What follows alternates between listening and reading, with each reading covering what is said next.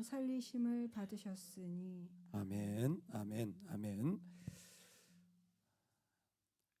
죄 없는 분이 죄 있는 사람을 대신함이라는 제목으로 같이 나누고자 합니다. 여러분, 우리를 포함해서 사람이 살아가는 자리, 사람이 살아가는 자리에는 반드시 남겨지는 게 있습니다. 사람이 산 자리에는 반드시 남겨진 게 있어요. 그럼 뭘까요? 사람이 산 자리에 반드시 남겨진 것 뭘까요? 쓰레기입니다. 집에 쓰레기통 없는 사람 있나요? 여러분, 일주일만 살면요 쓰레기통이 차는 거 보이세요? 아니, 하루만 지나도 싱크대에 음식물 쓰레기가 금방 남겨지게 됩니다. 사람이 살아가는 곳엔 희한하게 물도 오염되어서 씻은 물이 나오고 먹은 것도 찌꺼기가 나오고 살아있는 곳에 버려야 될 것들이 나오는 것이 참 사람이 살아가는 삶의 모습이 아닌가. 근데 사실 환경만 그런가요? 우리 마음에도 벌써 저녁만 되면 내가 왜 그랬지? 왜 그렇게 살았지? 왜 그런 말을 했지? 내가 왜 그런 모습으로 대했지? 등등의 우리 마음에 사라져야 할 찌꺼기 같은 일들이 얼마나 많이 남겨지고 또 그 가운데 일어나는지 모릅니다. 그게 사람의 살아가는 모습인 것 같아요. 죄의 찌꺼기들이, 죄의 더러움들이 우리 삶 속에 그대로 남아있는 것이 우리 인생의 어쩔 수 없는 질고인 것 같습니다. 그래서 아프기도 하고, 그래서 좀 모난 일들도 막 일어나고, 그래서 심지어 죽음도 그 가운데 일어나는 것 같아요. 그때에 그 모든 쓰레기가 있는 세상 속에 우리가 걸어가는 길은 주님을 본받는 길인 줄로 믿습니다. 오늘 우리는 주님을 본받는 길로 그 휘황찬란한 정말 인생이 다사다난한 그런 길 속에서도 주님을 본받는 길로 우리의 삶이 걸어갈 수 있기를 간절히 축원합니다. 아멘. 참 어렵잖아요. 힘들잖아요. 근데 베드로 공동체에 그 길로 초대하는 거예요. 주님을 본받는 길로 가라. 그러면 그 주님이 어떤 길을 걸어가셨느냐? 오늘 말씀은 정말 성경 전체를 집약해 놓고도 분명하게 선언하는 복음에 대한 확실한 설명입니다. 정말 성경 전체를 이보다 더 확실하게 요약할 수 있을까 할 정도로 너무 분명하게 요약해 줬습니다. 예수님이 걸어가신 길이 뭔가? 단번에 죄를 위하여 죽으셨다라는 거예요. 2번이라 그랬습니까? 3번이라 그랬습니까? 4번이라 그랬습니까? 아니요. 몇 번요? 단번에 뭐를 위하여 죽으셨다고요? 죄를 위하여 죽으신 길이 바로 예수님이 걸어가신 길입니다. 저와 여러분의 마음에 오늘 단번에 그 죄를 위하여 죽음의 길을 걸어가신 예수님의 그 마음이 담겨질 수 있기를 주의 이름으로 축원합니다. 아멘. 여러 번, 아니 수십 번, 수백 번 했던 제사가 있었습니다. 그런데 예수님은 단번이라고 말할 때 단번이라는 의미는 뭐냐면 충분하다라는 거예요. 예수님이 죄를 위하여 죽으신 사건은 충분한 사건이라는 거예요. 예수님의 죽으심은 조금도 부족하지 않고 원래 하나님이 꿈꾸셨던 것을 예수님은 온전히 이루셨다라는 게 단번이라는 거예요. 그러니까 한 번이라는 의미죠. 근데 더 구체적으로는 충분하다라는 거예요. 예수님의 하나님 앞에 나아가 자신을 내어드린 그 죽음의 자리는 충분한 자리가 되어진 거예요. 이 예수님의 충분하심을 받아들이지 못하니까 이렇게 설명하는 거예요. 예수님은 영적으로는 우리를 구원하셨는데 육적으로는 구원하지 못하셨기 때문에 이 땅에 선지자를 보냈다. 문선명입니다. 그리고 이만희예요. 딱 이렇게 설명해요. 예수님이 영적으로 우린 구원하셨는데 육체적으로는 완전히 구원하지 못하시고 선지자를 이 땅에 보냈다. 이만희가 신천지죠. 또 문선명 통일교회 이단들이 그렇게 생겨나는 거예요. 여러분, 예수님은 육체적으로도 영적으로도 충분한 구원을 이루셨습니다. 그 증거가 여기에 단번에라는 말이에요. 단번에라는 것은 영적으로 육적으로라는 거예요. 왜 이 말이 중요하냐면 제가 질문 하나 던져볼게요. 여러분, 예수님이 십자가에 죽으셨을 때 육체만 죽으셨습니까? 영혼도 죽으셨습니까? 가끔 헷갈리는 분들이 있더라고요. 예수님이 십자가에 죽으셨을 때 육체가 죽으셨습니까? 아니면 영혼도 죽으셨습니까? 영혼도 죽었습니다. 영혼도 육체도 죽으셨어요.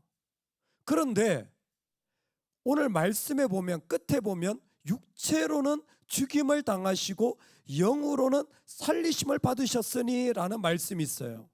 요 말씀이 증거입니다. 요 말씀을 오해해가지고 육체로는 죽으셨고요, 그 예수님의 영혼은 죽지 않으셨어요. 여러분, 그건 완전한 죽음이 되질 않아요. 우리가 완전히 영혼이 죽잖아요. 영혼이 죽어서 천국에 가잖아요. 그렇죠? 죽어서 천국에 가는 거예요. 다시 주님의 능력으로 일어나는 겁니다. 그런데 여기에 영으로 살리심을 받았다라는 것은 무엇입니까? 하나님의 부활의 세계, 하나님의 영적인 세계를 통하여 살리심이 일어난 거예요. 그래서 예수님이 십자가에서 죽으실 때 성령으로 살리심을 받은 겁니다. 하나님의 영적인 능력이 예수님의 죽으신 가운데 다시 일으키신 겁니다. 예수님은 이 땅에 계실 때에 죽으셨습니다. 완전히 죽으셨어요. 그러나 완전히 살아나신 거예요. 그때 단번에라는 말은 충분하다라는 거예요. 오늘 주님의 죽으심은 우리 가운데 충분한 죽으심이 된 줄로 믿습니다. 뭐에 대해서요? 죄에 대하여서. 그래서 죄를 위하여 죽으사. 왜 죽으셨습니까? 우리의 쓰레기가 있기 때문에, 우리 안에 먼지와 끊임없이 따라다니는 죄의 일들이 우리 가운데 있기 때문에 죄를 위하여 죽으신 겁니다. 속죄죄이죠. 속죄의 제사입니다. 바로 그 죄를 위하여 예전에는 제물을 계속해서 드렸는데 반복만 할 뿐 죄가 떨어지질 않아요. 그 모습이 바뀌어지질 않습니다. 그때에 예수님이 이제는 더 이상 속죄의 제물이 아니다. 속죄를 어떻게 했습니까? 아주 중요한 두 가지 의미가 있습니다. 속죄제는요, 죄를 지은 사람이 하나님 앞에 양이나 소나 제물을 가지고 오잖아요. 그러면 그 머리에 안수를 하고 누가 그 동물을 잡죠? 바로 자기가, 제사자가 그 동물을 죽이게 됩니다. 그러면 일어나는 두 가지 독특한 특징이 있어요. 속죄제는 첫 번째가 뭐냐면, 속죄의 제물은 그 피를 휘장에 뿌립니다. 제사장이 들고 들어가서 휘장에 7번 뿌려요. 그리고는 단에다 뿌립니다. 단불에다가 피를 뿌려요. 바르는 거죠. 그 단은 분향단입니다. 분향단 뿔에다가 피를 발라요. 왜? 분향단은 하나님의 임재와 권능을 상징하는 거예요. 우리의 죄가 사해질 때 하나님의 능력이 그 사람에게 임하는 겁니다. 그래서 속죄제의 효과는 그 죄가 사해지는 동시에, 피로 사해지는 동시에 하나님의 능력이 임하는 거예요. 두 번째 특징이 뭐냐면, 속죄제를 드리고 나면요, 그 기름은 다 태워버립니다. 그런데 고기는 어떻게 하냐면 다 제사장에게 줘요. 그래서 제사장이 그걸 먹도록 합니다. 왜? 하나님의 은혜가 가장 먼저 제사장을 통하여 제사장에게 흘러감으로 이 사람의 하나님의 권능과 은혜가 지금 이 땅 가운데 펼쳐지고 있다는 걸 보여주기 위해서 그래요. 오늘날 우리가 참 좋은 게 있을 때 목사님하고 같이 나누고 또 함께 섬기는 일들을 하는 것은 그 뭐 특별한 게 아니라 나하고 가장 가까운 영적인 자리에 있는 분과 하나님의 은혜를 공유하는 겁니다. 그래서 이 땅에 있는 사람들에게 그 은혜가 계속 흘러가도록 하는 거죠. 참 중요한 신앙의 원리를 속죄제에 둔 겁니다. 그런데 이 속죄제의 원리를 통하여 예수님은 이제 동물의 피가 아니라 자신의 피로, 그리고 이제는 사람 제사장이 아니라 영원한 대제사장 되신 자신을 통하여 그 은혜가 이 땅에 흘러가도록 우리를 세우신 것입니다. 그래서 예수님을 믿는 자는 지금이나 구약이나 하나님의 은혜로 연합하고 존중하고 하나 되어지는, 마치 제사장을 내가 존중해서 고기를 내어드리며 함께 섬기는 것처럼 오늘 그와 같은 삶의 자리를 살아가게 되어지는 것입니다. 예수님은 죄를 위하여 자신이 제물이 되셨습니다. 이 죄를 위하여 죽으셨다라는, 이게 천주교와 기독교의 예배의 차이입니다. 어떤 분들은 똑같이 다 예배하고 미사하는데 똑같은 거 아니냐, 하나님 예배하는데. 달라요. 천주교의 미사는 피 없는 제사 정신입니다. 천주교의 미사는 피 없는 제사 정신이에요. 그래서 종교개혁가들이 칼빈이나 루터가 이 구절을 딱 보고는 더 이상 미사에 참석을 못하겠는 거예요. 왜? 죄를 위하여 죽으신 제사가 완성되었는데 피 없는 제사를 지금도 드린다는 정신이 그들의 신학 속에 지금도 있습니다. 도무지 납득이 안 되는 거예요. 그러면 예수님은 왜 죽으신 거예요? 예수님의 자리가 그러니까 절대적으로 약한 거예요. 기독교는 예수님의 죄를 위하여 완전히 죽으셨습니다. 그래서 제사가 없어요. 우린 예배가 제사가 아닙니다. 우리 하나님께 드리는 경배지 제사가 아니에요. 그렇기 때문에 어떤 뭐 형식이나 뭐 와가지고 뭘 뿌리고 뭐 그다음에 이렇게 향을 피우고 이런 것들이 전혀 필요가 없습니다. 왜? 제사가 아니기 때문에. 근데 제사는요, 그런 게 반드시 필요해요. 이 구절이 정확하게 천주교와 기독교를 무엇이 다른지를 구별하는 거예요. 여러분, 제사는 끝이 났습니다. 할렐루야. 절기도 끝이 났습니다. 할렐루야. 예수님이 다 지키셨기 때문에. 근데 풍상돈사무소 옆에 하나님의 교회는 유월절을 지키잖아요. 이유는 한 가지예요. 예수님이 예수님이 약하기 때문에요. 왜? 자기 교주의 자리가 필요하거든요. 그러면 절기를 지켜야 돼. 그런 것들을 만들어야 돼. 예수님의 자리가 점점 없어지는 거예요. 이 말씀은 안 그렇습니다. 예수님은 죄를 위하여 죽으셨습니다. 죄를 위하여 온전하게 죽으심으로 더 이상 우리가 죄에 대하여 그 능력을 완전히 이기게 된 자가 되어 버린 것입니다. 여러분, 우리는 죄를 이긴 존재들입니다. 할렐루야. 그런데 나는 예수님이 이기셨다는데 매일매일 죄 짓던데요. 예, 아직 먼지가 있는 사단이 공중 권세를 잡은 그 죄악의 영향력 아래에 있는 것이지 죄가 우리를 이긴 게 아닙니다. 그 영향을 지금도 받고 있는 거예요. 햇빛이 비치면 영향을 받듯이, 바람이 불면 바람의 영향을 받듯이 죄의 영향을 받는 거예요. 영향을 받는 것 씻어내야 됩니다. 씻어내야 되는 거예요. 매일같이 내 얼굴에 묻는 때를 씻어내야 되듯이 씻어내야 되는 거예요. 그래서 예수님이 그 세조식을 행할 때 베드로가 내 몸도 다 씻어주세요. 아니야, 그럴 필요 없어. 발만 씻어주면 돼. 우리 먼지 묻는 그것만 씻어내면 돼요. 여러분, 씻어내시기 바랍니다. 주님으로 씻어내는 게 바로 우리가 살아가는 삶의 자리예요. 그 죄 없는 분이 이제 단번에 죄를 위하여 죽으사 주님께서 우리에게 하신 일이 뭐냐면 의인으로서 불의한 자를 대신하셨다. 그 사역을 이보다 더 정확하게 묘사할 수는 없어요. 완전히 충분한, 주님은 완전한 죽으심을 통하여 우리의 죄의 권세를 완전히 무너뜨리셨어요. 내가 좀 실패해도 예수님 믿으면 다시 일어날 수 있습니다. 할렐루야. 여러분, 내가 좀 못나고 내가 부족해도요, 내가 이거 또 실패했다, 괜찮아요.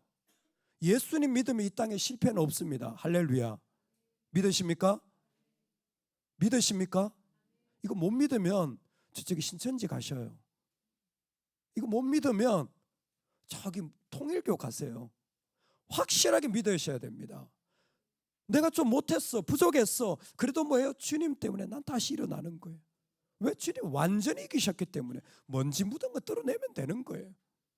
근데 이 모습을 뭐라고 했냐면, 죄 없는 분이 죄 있는 자를, 죄 있는 사람을 대신하셨다라는 거예요.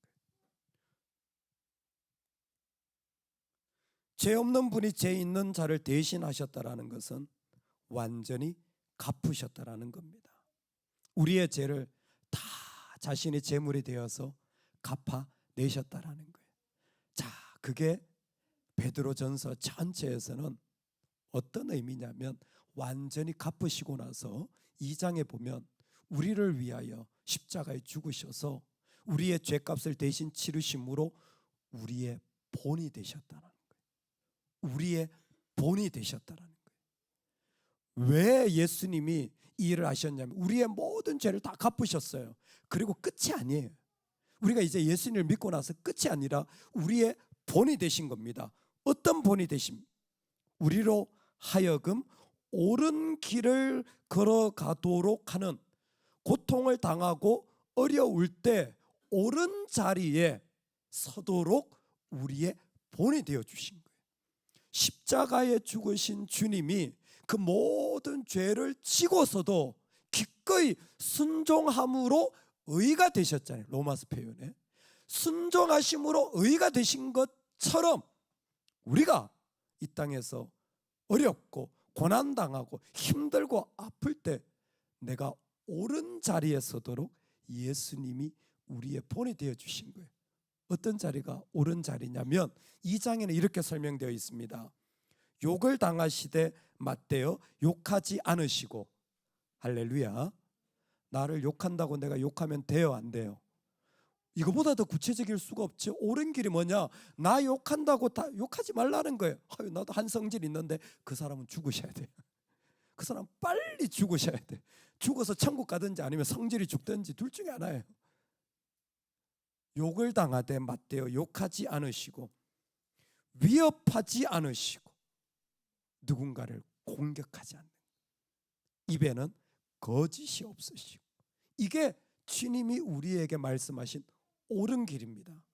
주님이 우리에게 옳은 길이에요. 그게 2장이라면 3장에 보면 의인으로 불의한 자를 대신하셨으니 이는 우리를 하나님 앞으로 인도하려 하심이라.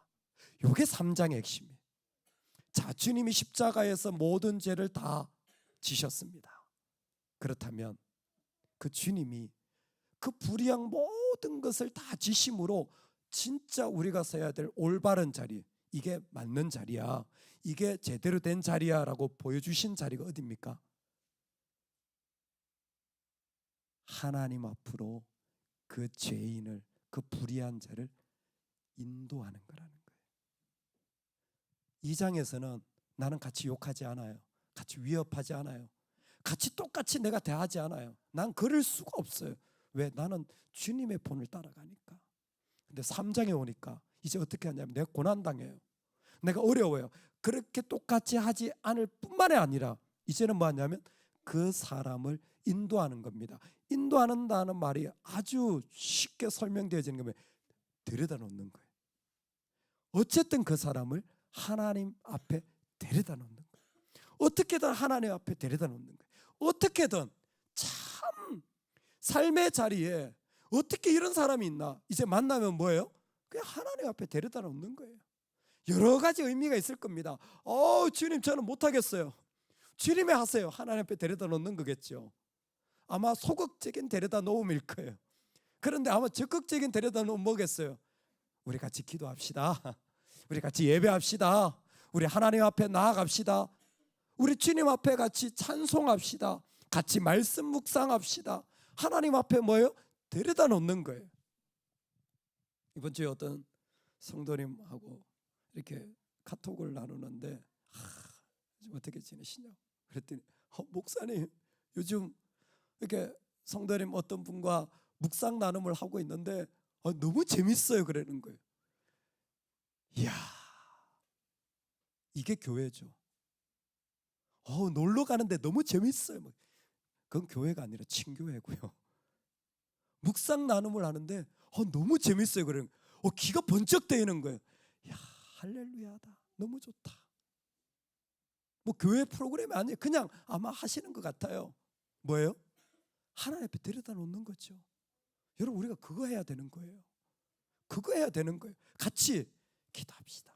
전화하면 같이 우리가 말씀 묵상 하나님 앞에 같이 나갑시다. 같이 나눕시다. 이게 하나님 앞으로 인도, 하나님 앞에 데려다 놓는 거예요. 어떤 사람들? 고난을 당하는 거예요. 어려움을 당하는 거예요. 불의한 거예요. 죄인을 만나는 거예요. 그래서 내가 어떻게 해야 될까? 나 어떻게 해야 될까? 이런 사람을, 이런 상황을, 이런 어려움 속에서 나는 어떻게 해야 될까? 하나님 앞에 데려오는 거예요.